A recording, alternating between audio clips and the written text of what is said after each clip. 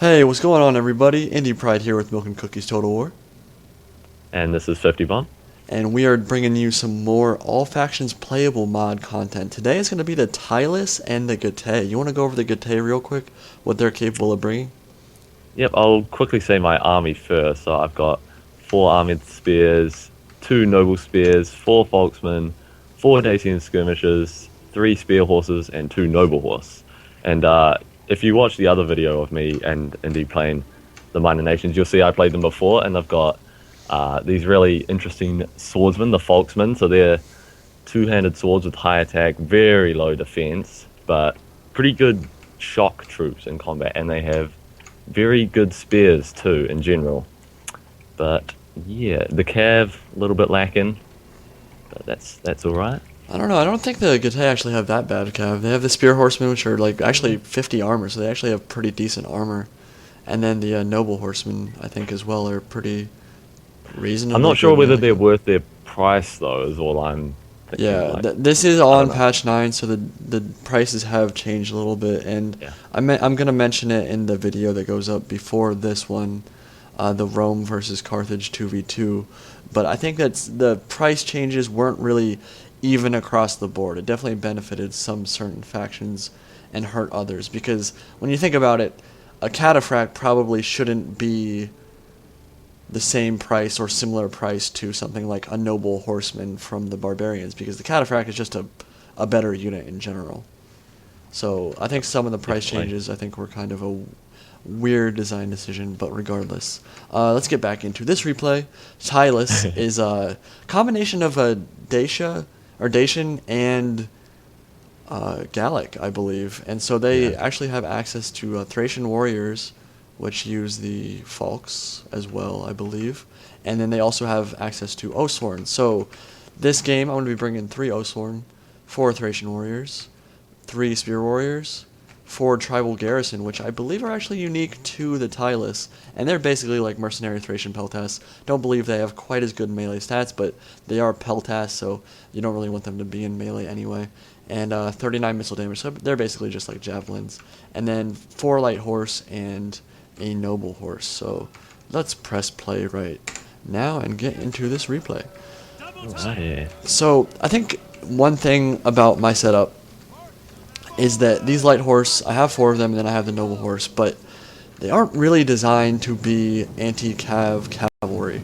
And there was a new introduction to the game and 50 bomb. Do you want to go over the bonus versus large and some of the new additions in patch 9? I sure do. Yeah, so that was a new addition, as he said. Sorry. Basically, most spears have this new bonus versus large stat, which you can see when you hover over them, and that basically gives them an attack bonus versus cavalry and elephants.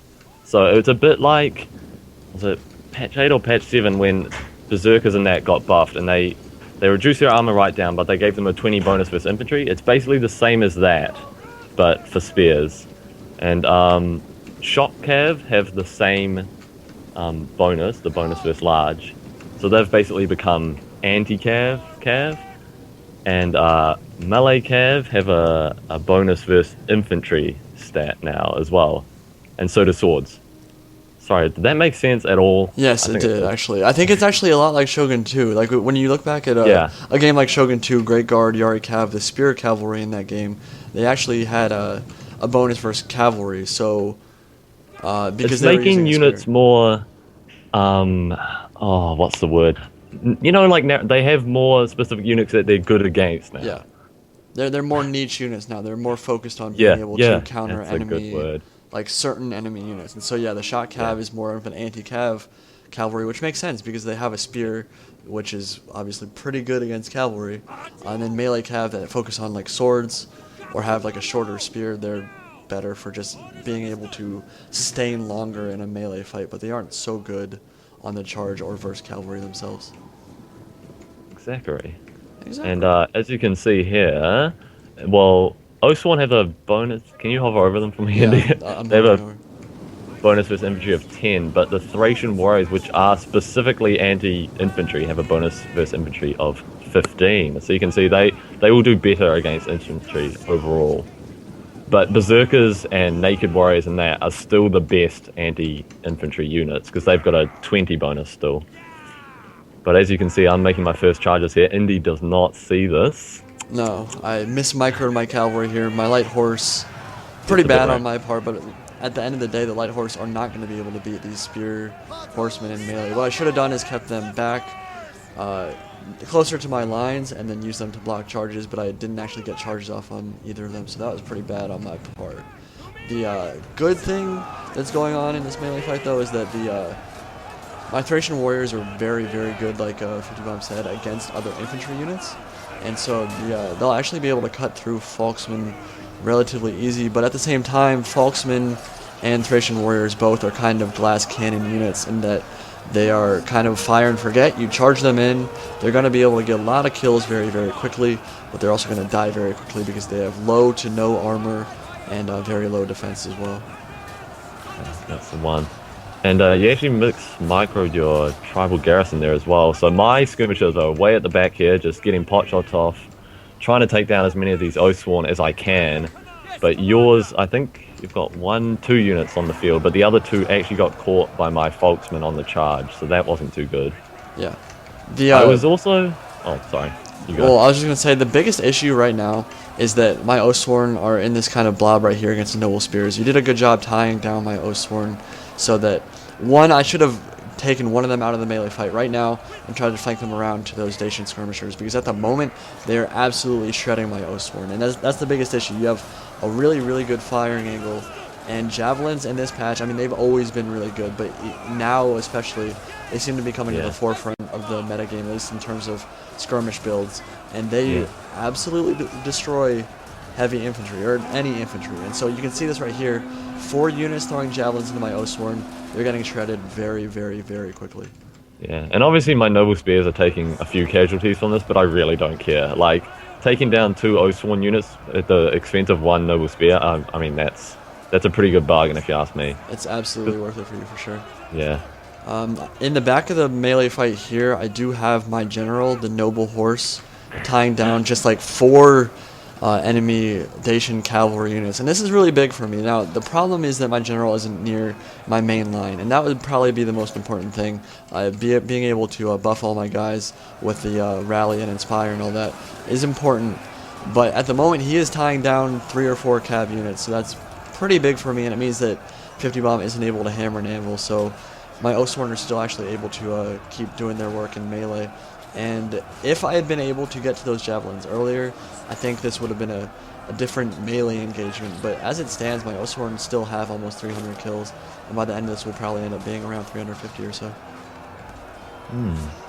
Yeah, and my jabs are actually starting to run out of ammo now, so but one of them has got 118 kills already, so I mean, they've already done their work. I can't really ask much more of them now anyway.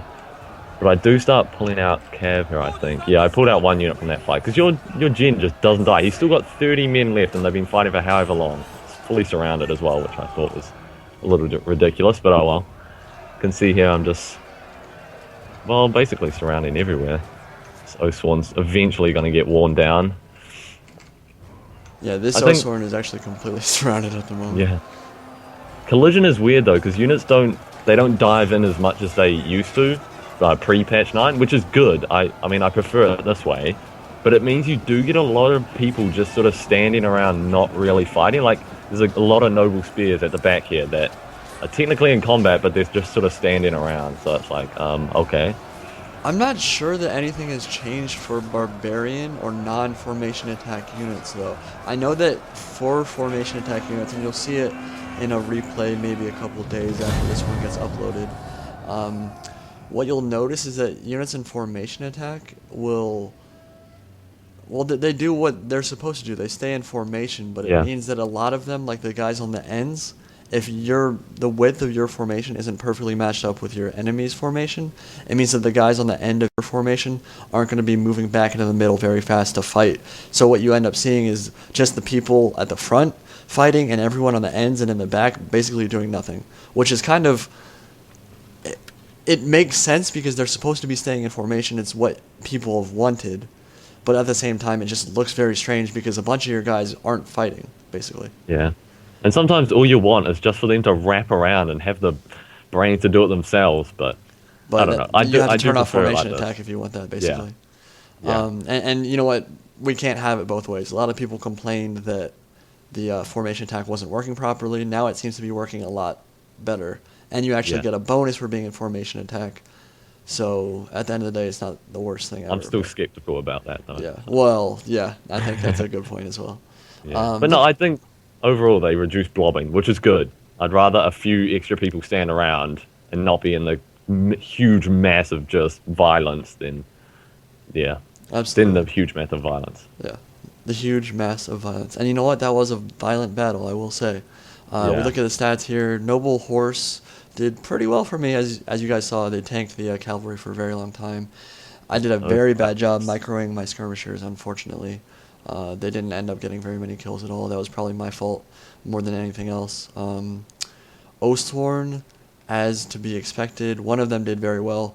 One of the others got absolutely shredded by javelin fire from the Dacians, so they only got 46 kills. But across the board, I feel like my infantry engagement was okay. I just made the mistake of blobbing in that one point in the middle and not being able to flank any cavalry around. And that really arose from the fact that you were able to get charges off on my cavalry, and I mismicroed them, basically. Yeah. The light horse just, I don't think, are strong enough, though. They, as they well, would just not to- have been able to beat your spear horsemen Yeah. in melee, period. Yeah, that's the one. Yeah. Looking at his kills, his Dacian skirmishers did absolute work. Yeah, brilliantly. Least was Almost 77 100 kills. That's yeah. pretty That's a amazing. lot. And then remember that it's not just about the kills for them. They're reducing the HP of all the other units as well. So Yeah. they did a very, very nice job. He Yeah. had a very nice firing angle and used them very effectively. Thank you, Wendy. Shut up. I do what I can. All right then. All right. Well, hope you guys enjoyed that. We'll be bringing you some more All Factions mod replays soon, and some Yay. normal ones as well. So I'll talk to you later. See ya.